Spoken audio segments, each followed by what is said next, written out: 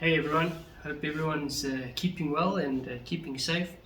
So today what we're going to be doing, we're going to be looking at these baracuda 15. So these are from H&N, and so these pellets are a little bit cheaper. It is supposed to be a premium pellet, but it is a little bit cheaper than JSB's.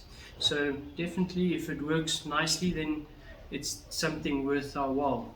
So what do I think about these pellets? Well, I'm going to show you a picture now and you can see what these pellets look like. So from the offset, there's quite a few of these pellets that are quite badly deformed and especially the skirts have got some skirts that are damaged. It might just be this tin, it could be common, I'm not 100% sure. But definitely you'll have to sort these to make sure that you don't get pellets with very badly damaged skirts. So that's the first observation I've got. Because we're using a sub 12, I'm not going to look at deformation of the pellet and all of that kind of stuff, or penetration, because yes, it's probably irrelevant a little bit, but in a sub 12 it doesn't make that much of a difference in terms of the pellet actually physically deforming. So what is important is the accuracy, and yes, each barrel will like a different pellet, so you'll need to test a couple of pellets in your barrel, but it's still worth checking. And if you've got a CP2, perhaps this is something that you can use or test as well. So I've got 5 pellets here.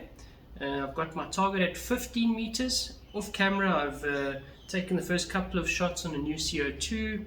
I've kind of zeroed it more or less. So let's shoot these 5 pellets. Let's see what kind of a group we get, and then we'll see if these pellets are worth testing more, or if it's worthwhile for you to go and get a tin of these and you can test them as well. So just to try and get as much accuracy as possible, and to make sure that I take enough time in between shots, I've got the single shot tray today. So one thing I have mentioned about these pellets already in the past is they do go quite tight into the barrel, so I think they do have a slightly bigger head size. So just something you need to keep in mind.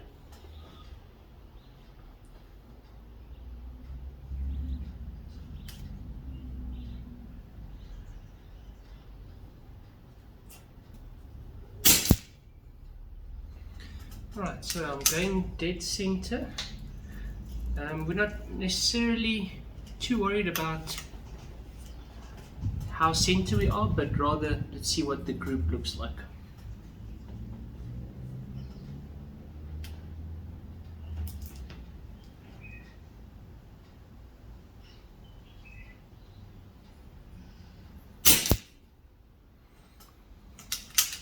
So far it looks pretty good. These 5 pellets that I'm shooting, I have actually looked through the tin and tried to find 5 pellets that looks the nicest. So hopefully we'll get a good representation of what these pellets can do.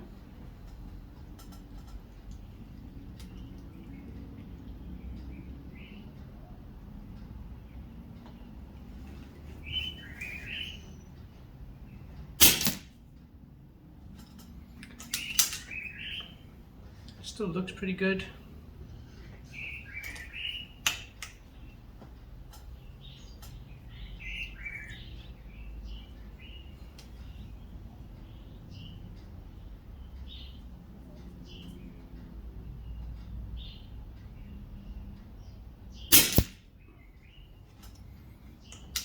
Alright, what I can see from here, they're all definitely touching. Do see a little bit of horizontal movement, but not that much.